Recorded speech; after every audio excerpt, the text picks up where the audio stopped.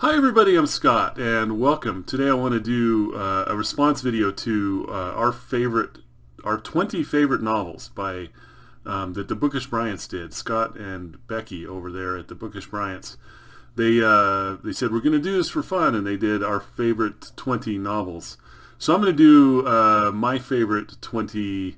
It's really books of fiction because I have a couple of short story collections in there, but these are my favorites. And it was interesting putting together the list. It was a struggle, especially when you get to the, anything below number 10. I think that if I were to redo this list in a month or so, it would probably have some different things on it. But I went with what I went with, and I thought about it a little bit, but it was sure fun to put together. Just had a good time. So here we go. So what I'm going to start with here is Calculating God by Robert J. Sawyer. This was an interesting book. When I first read it, I didn't know much about the author or anything like that. But what's interesting about this book, I guess I should start there. What's really interesting to me about this book is it's about an alien visitation to Earth. Aliens come to Earth, and what's interesting about this is that the aliens believe in God. So actually, an alien lands at a museum up in Canada, and goes into the museum and wants to see the fossil record basically the fossils. And the person that it's interacting with is someone who does not believe in God, and in this book we have a alien that does. And I thought that was just really interesting when I first read it. Robert J. Sawyer, he did a really good job with this. He's not a believer himself, but he wrote this book, and really it's a framework for a lot of arguments, for and against God, and the tone of it is really enjoyable. It's just kind of a lightly toned book that I've enjoyed.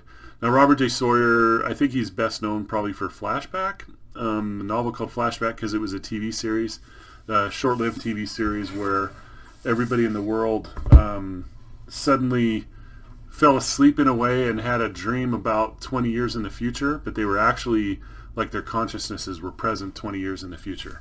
And that was cool. But that was Flashback, so that may be the book that most people know him from.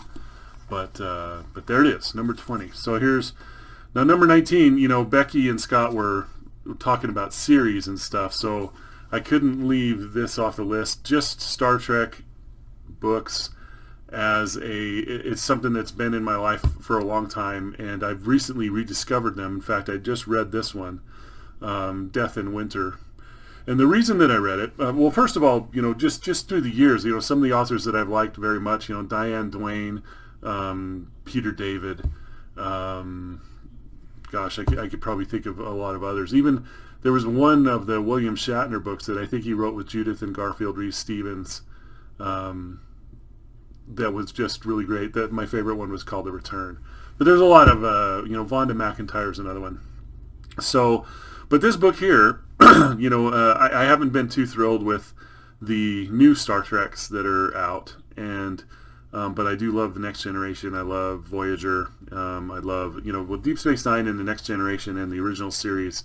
I just love those. And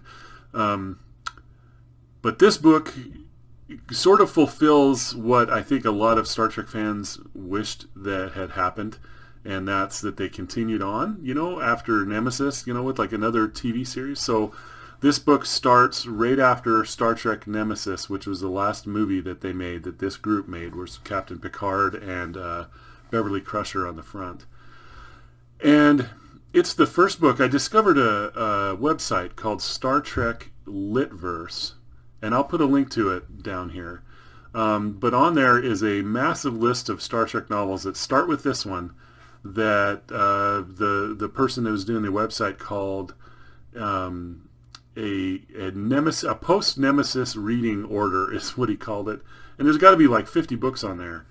And I thought, oh, that's interesting. So I read this first one, and it was really good. And the next one is called Taking Wing, which is the first book in, so it's Riker and Troy in charge of the Titan, I believe it is, the USS Titan. But anyway, it's a continuation after Nemesis, and there is a large continuity of these Star Trek novels that came out in all the years that there was really no Star Trek on TV, and it kind of ignores the Abrams verse ones, which I thought were interesting movies, but they're not movies I go to. I really just like this stuff, and I'm finding it here. So I've rediscovered reading some Star Trek there, but looking forward to moving on with that. So 18. So the next series, number 18, this is The Chronicles of Amber by Roger Zelazny. These are some of my favorite books. It's a 5-book series called The Chronicles of Amber. The first book, there's 2 books in here, but the first one is called 9 Princes in Amber. And it's a fantasy, and it opens with a person in the hospital who is recovering from some type of an accident, a car accident, and he has no memory. And we learn along with that character who that character is. Turns out he's part of a royal family, and there's magic, there's trump cards, there's it's just a very cool, very well written series called The Chronicles of Amber. So there's a first Chronicles and a second Chronicles, and I wasn't as enamored with the second Chronicles as I was the first 5, or the ones that I returned to. Now, Scott had a couple of Arthur C. Clarke books on his, and I had to agree with him on this one, Childhood's End. One of my favorite books. This is about aliens. Again, the aliens visit the world, and this might be the opposite of Calculating God in that. I won't do any spoilers or anything like that, but it's a very interesting book. And if you're thinking about Arthur C. Clarke, he's got, I don't know, about 4 or 5 really great novels. And Scott mentioned Rendezvous with Rama, which I loved. I would mention 2001: A Space Odyssey, which is a very good book. The City and the Stars is another one. A Fall of Moondust was really good. So I grew up with Arthur C. Clarke, and he's got a lot of ideas, a lot of good ideas. But Childhood's End, I agree with you, Scott, on that one for sure. Now here's one that's not genre. It's Beach Music by Pat Conroy. This is a book that I like quite a bit. Sorry, get the glare off of there. But it's about a guy. Wow, how do you even describe this book? It's like a generational book. There's a lot of things going on between the generations. This person has a daughter, and he's got a mother, and the dynamics between all 3 of them is something. He has a wife that in the very opening prologue, he's in the aftermath of her suicide, and it's in South Carolina, I believe, is where this thing takes place, a lot of it, and Rome. It also takes place in Rome. So it's a very southern book. There's something about southern writers for me. There's actually another southern writer that's in this stack too. But there's something about it. But it's very well written. It's just one of my favorite books. I just really love it. Beach Music by Pat Conroy. And how could I not put Dune on here? Dune by Frank Herbert. I think most people know a lot about Dune. It's just world building, incredible. I think most people read Dune and then stop. I've read Dune and Dune Messiah. I've not read Children of Dune or anything after that. Eventually I'll get to it, but it does say something that it's been years and years and years since I've read this book here, and haven't gone past Dune Messiah. But I have an interview, an audio interview of Frank Herbert, in which he states that he was writing this book. Paul Atreides, who's the main character of this book, he was envisioning, he was in his mind were the dangers of a charismatic leader. In other words, a leader that people follow for no reasons other than charisma. And there's a blind following, an irrational following of it. So in Dune is the rise of Paul Atreides. So we see him in a very typical kind of a superhero type of an arc, where he goes from kind of nobody to, king of the universe kind of a thing. And then Dune Messiah is his fall, where people start to do things in his name that he can't control anymore. And very interesting. So I never did continue. And he was writing this at the time that, like, John F. Kennedy was president and stuff. So I'd be curious to know what he'd think about what's going on today. Boy, I've lost track of my numbers. I have the numbers written down here. Let me call it up here. So this is 14. So number 14 is, this is probably, well, actually it is. I know that it is. This is the book that I've owned the longest. This book has made it through all the moves, since I was probably in late middle school, I would say. Through all the moves, through everything in my life up till now, this book has still been there. What it is, it's an omnibus edition of Isaac Asimov, and it contains the Foundation trilogy, which is what I wanted to talk about. It also has one of the robot novels in it, The Naked Sun. But yeah, this book has just been through a lot, and it's just a well-made book. It's still very good. Octopus is the name. People have probably seen those, but. So the Foundation books are one of my favorite series, definitely, of all time, and the robot novels as well. So I'm lumping them all together because Isaac Asimov lumped them together himself. So if you get far enough in the Foundation, so he wrote Foundation, Empire, Second Foundation, and then years went by, and in the 80s he wrote. So those were written like in the early 50s, late 40s, and then. In the 80s, he wrote Foundation's Edge, which would be book 4 of the Foundation series, right? And then he wrote in the 50s, I'm pretty sure he wrote The Caves of Steel and The Naked Sun, which are both robot novels that have a robot and a human solving a mystery together. And then he wrote the sequel to those two, also in the 80s, called The Robots of Dawn. And then he just kept writing those books, and then he merged the Foundation series with the Robot series very late in his career. And they're all good. It was all just very well done. I enjoyed it quite a bit, how he did that. And it's definitely due for a reread. I would like to revisit them, but I like the ideas. And the Foundation, for those that aren't familiar with it, the idea is that you had somebody named Harry Seldon who mathematically was able to predict that the empire, the stellar empire, was going to fall. It's called, using a science called psychohistory, which is, meant to be like a bunch of statistics and things. And so once the empire became resolved to the fact that this was going to happen, they decided to take a bunch of scientists, a bunch of people from all types of fields, and put them on a planet called Foundation. And in that Foundation, what their job would be is to gather up all of humankind's knowledge and publish it in an encyclopedia, so that the gap when the empire had fallen would be short. Civilization would rise again quickly. And the whole model for it was the fall of the Roman Empire and the Dark Ages that followed, and all that stuff. So, but that's the idea here, and it's just very good. Yeah. Moving right along. I should probably have some water. And next up, so this is 13, I think. 13. I have two books here that are the same. This is Frankenstein, the 1918 version. 1818 version.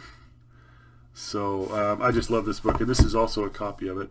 This one actually says it's annotated for scientists, engineers, and creators of all kinds. It's just cool. It's got a bunch of footnotes and things in it, which are great. But this is a great book. If you haven't read Frankenstein, I highly recommend it. It's just one of those books that I've probably read this 3 times.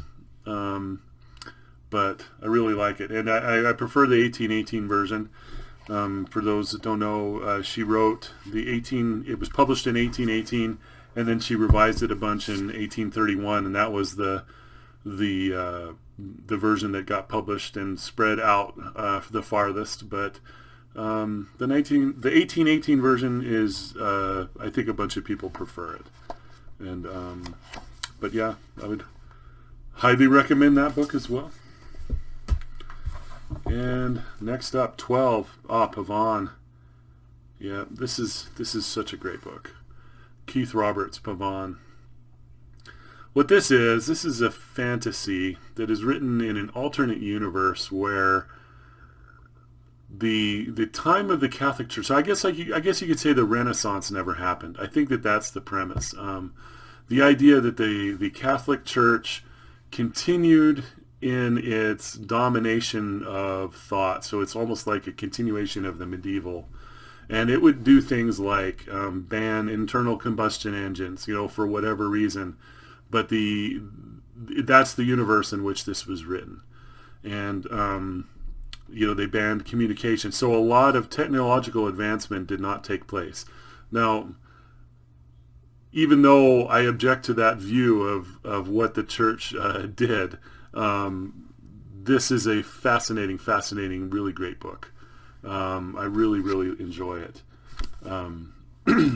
Yeah, I mean, there's blurbs on the back from people like George R. R. Martin, Ian McLeod, Terry Pratchett, Neil Gaiman. These are all just excellent. It says one of the 50 books listed by China Mieville in 50 fantasy and science fiction works that socialists should read. So, very, very good.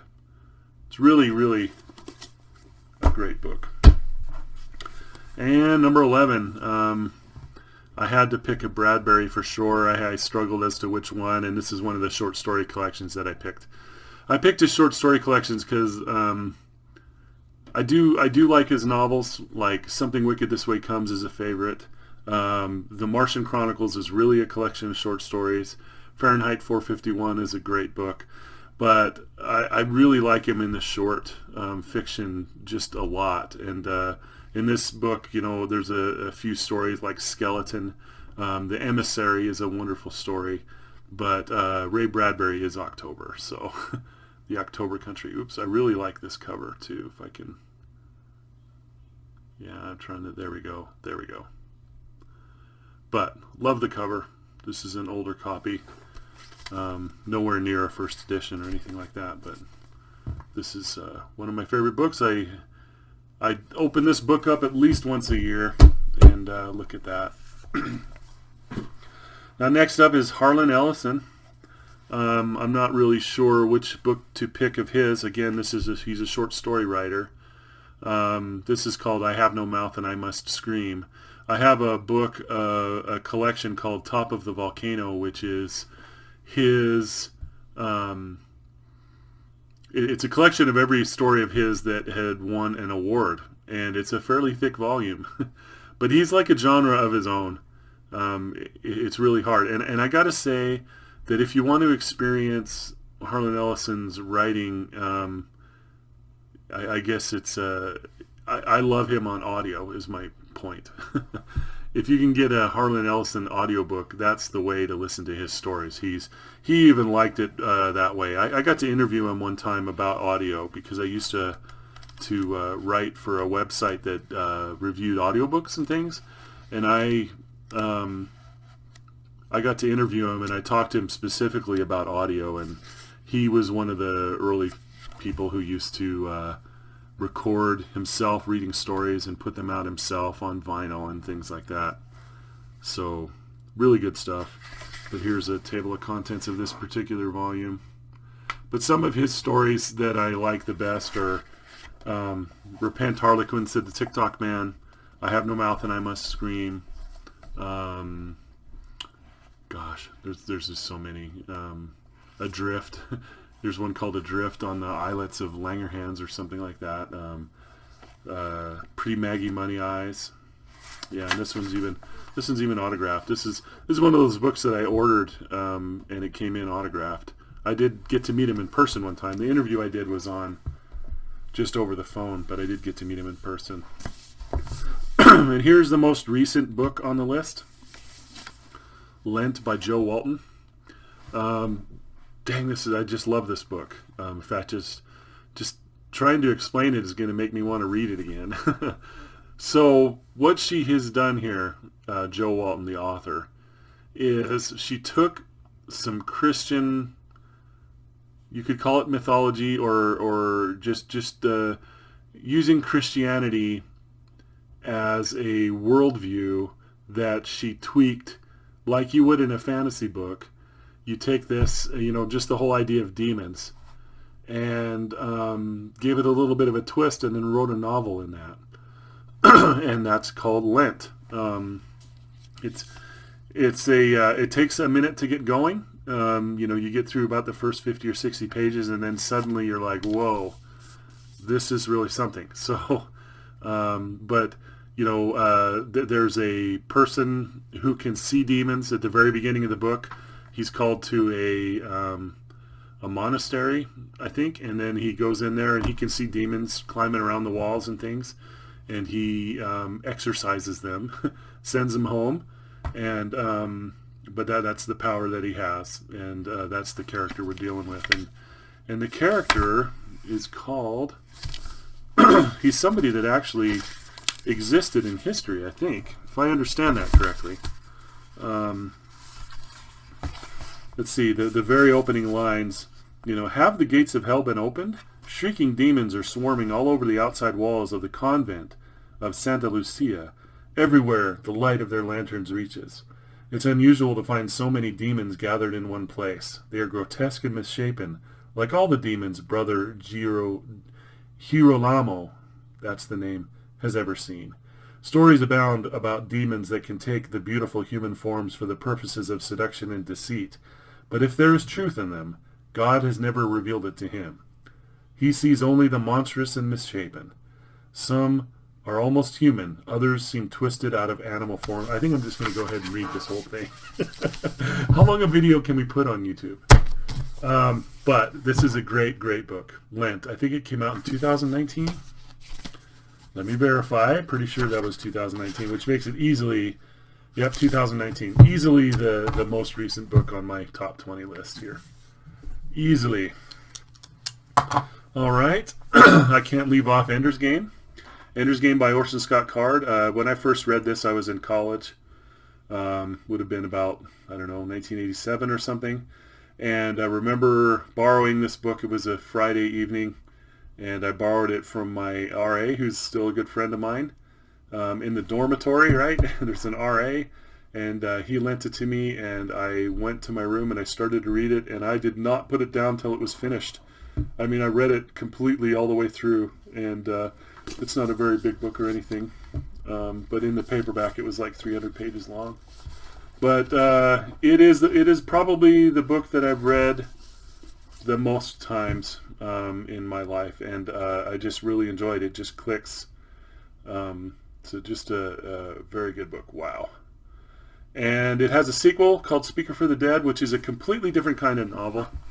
That I like as well, and there's been a lot of Orson Scott Card books that I've enjoyed, so definitely got to have that. I don't know how much I'd explain for it. I think most people have heard of Ender's Game, but if you haven't, the Earth has, in the past, was attacked by an alien race of bug-like creatures that we can't seem to communicate with. So there's no reasoning, there's no way to reason with them whatsoever.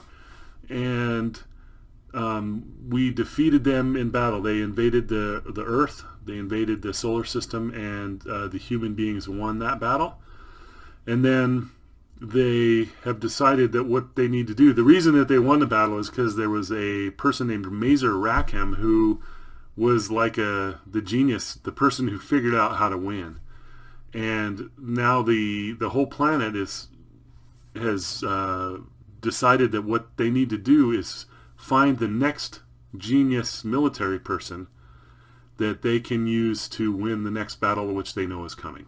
So Ender Wiggin is, I think he starts the book as a 6-year-old, is somebody who they think is the person. So it's kind of about that, and it's an interesting book. It's a lot about his training and stuff. All right, got to have a Stephen King in here. What number are we on anyway? Yeah, this is Salem's Lot. I'm about to show you. I am on number 7.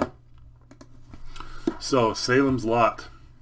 This I had to choose. I decided, okay, I'm just going to have one Stephen King on here, and I had to choose. The Shining, The Stand, and The Salem's Lot are my favorite 3 books. I think those are his 5-star books. I think he has several 4-star books. But Salem's Lot and those. Now, I picked Salem's Lot because it's the one I've probably read the most often. I even have a really nice cemetery dance edition of this. This is just a really nice book here. Just gorgeous. Salem's Lot. There's the Marston House, for those of you who know the story. It's a vampire novel, but it's also a very good novel about living in a small town. It's both at the same time, and in the 70s, right? You know, living in a small town in the 1970s. There's some illustrations in there. Just beautiful. Cemetery Dance is who put that out there. So yeah, and I would own a really nice version of The Stand and The Shining. If I ever run across them, I'll get them. But this is how I originally read it, and I love owning the. I had to go find this, but I found a really nice paperback edition. This is just like the one I first read when I was probably too young to read it, and loved it. Still do. I read this probably, I don't know, every 3 years or so. So I probably read it 4 times. I don't know. I'm not sure how many times, but a few. So, yeah, that was my Stephen King. And I could have put him on here a couple times, but I just stopped there. All right. So 7, 6, 5, 4, 3. What are we at? Sorry, I need to check this. Number 6. So Salem's Lot was 7. So this is a trilogy, the Space Trilogy, which I have read recently. This is a recent discovery for me, recent being within the last 3 years. I think it was 3 years, 2 or 3 years ago. Read this on a podcast I was doing, and we did an episode on each one of these volumes. But these just blew me away. I was just so surprised at how much I loved these. Wow, I mean, how do you even describe them? So C.S. Lewis is the one, of course, who wrote the Chronicles of Narnia. And it says here in the first novel, and it's a science fiction trilogy. I don't know how you call it that. It's still a lot of fantastical elements in here, but it's very, very, it has a lot of Christian stuff in it too. It's abducted, let's see, Dr. Ransom, a Cambridge academic, is abducted and taken on a spaceship to the red planet of Malacandra, which he knows as Mars. His captors are plotting to plunder the planet's treasures and intend to offer ransom as a sacrifice to the creatures who live there.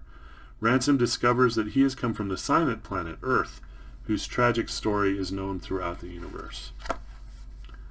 So that's out of the silent planet. And then Perilandra is where they go to Venus, and Venus is an unfallen world.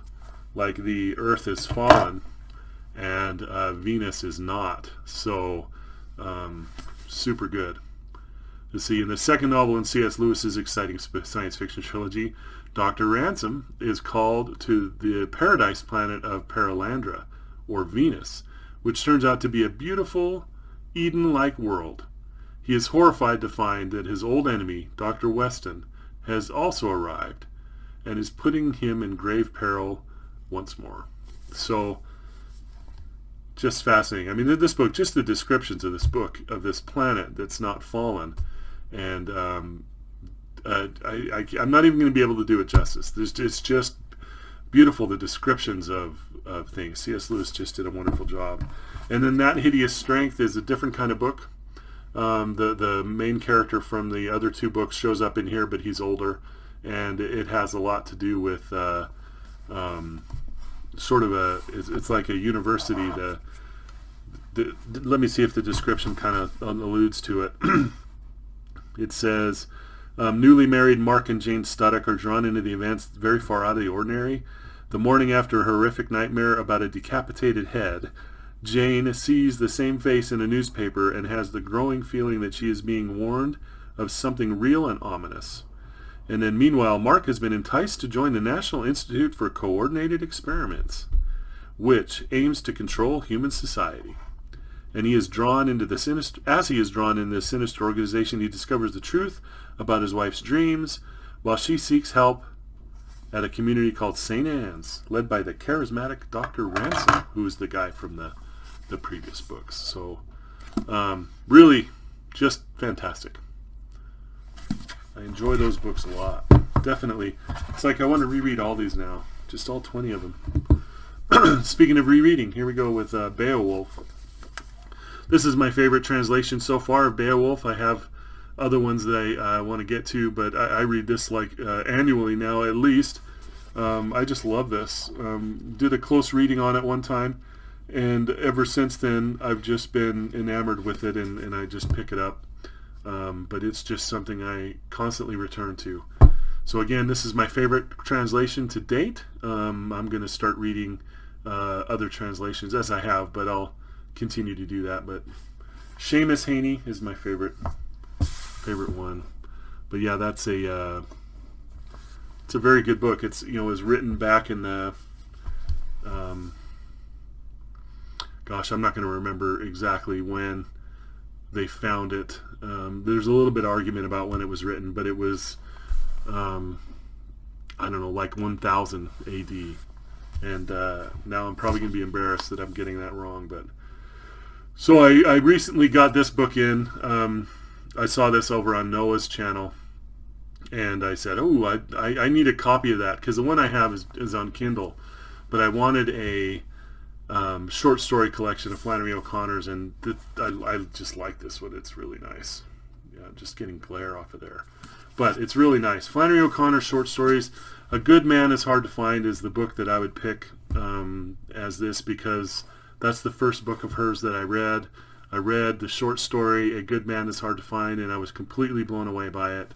I'm not sure how to introduce this author in a very short period, but she's a Southern author, like Pat Conroy, but before Pat Conroy.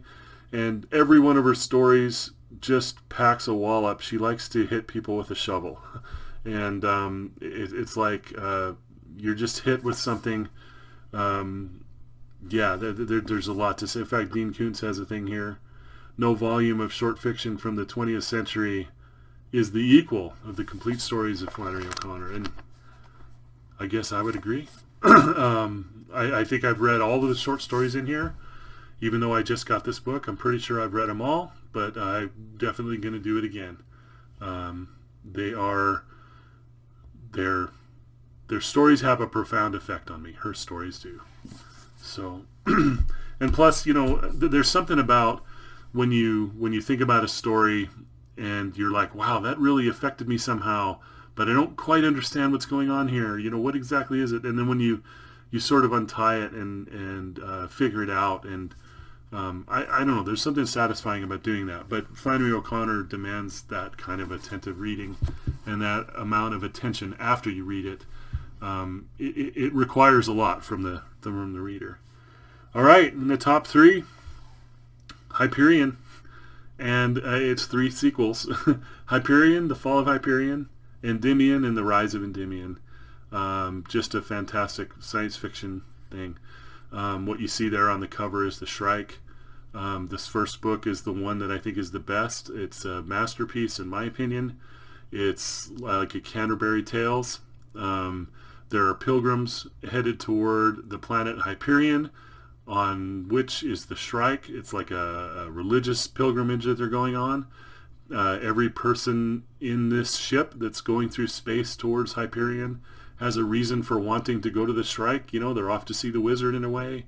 And they each tell their story in this first volume. Why are they coming? Why is it? And the stories, every one of them, in my opinion, is a masterpiece.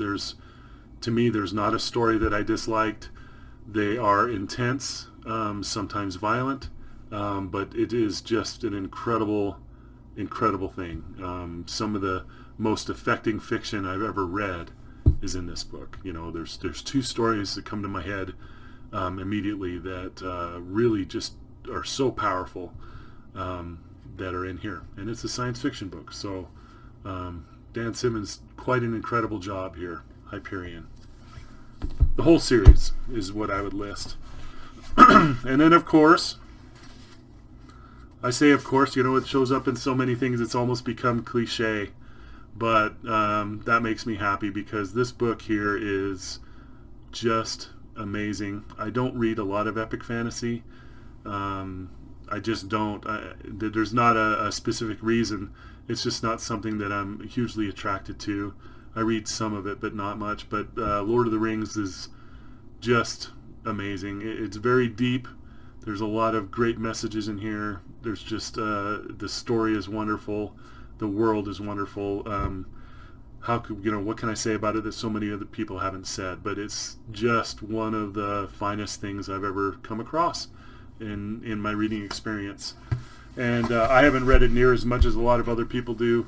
But it's something that, yeah, I could just pick up any day and start reading again. So there's that. And now we're at number one. And I picked a short story collection for number one. This book by Ted Chiang, Stories of Your Life by Ted Chiang. This is his first short story collection. If you're not familiar with Ted Chiang, I highly recommend him. You may know the movie called Arrival. Arrival was based on a short story in this book called Story of Your Life, which is a story that I read. Gosh, I'm not going to be able to tell you exactly when, but it was a long time ago, and I remember I actually read it on a I'm picking up my phone here. I had a handspring back then. Do you guys remember the Palm Pilots? You know, there was a thing called a handspring, which was a version of a Palm Pilot, and there was a website, I think it was called FictionWise, that I'm pretty sure that Amazon swooped up and got, but they were selling short stories on there. But also the Dozois Year's Best Science Fictions were also on there, and I bought those. I hope I have this all right in my head, but I bought a couple of those, like the last 2 years at the time, and the first story I read was Story of Your Life, and I was just like, oh my gosh, you know, this is just, you know, science fiction is just where it's at. It just basically cemented that and said, man, if science fiction can do this, I just want more of that.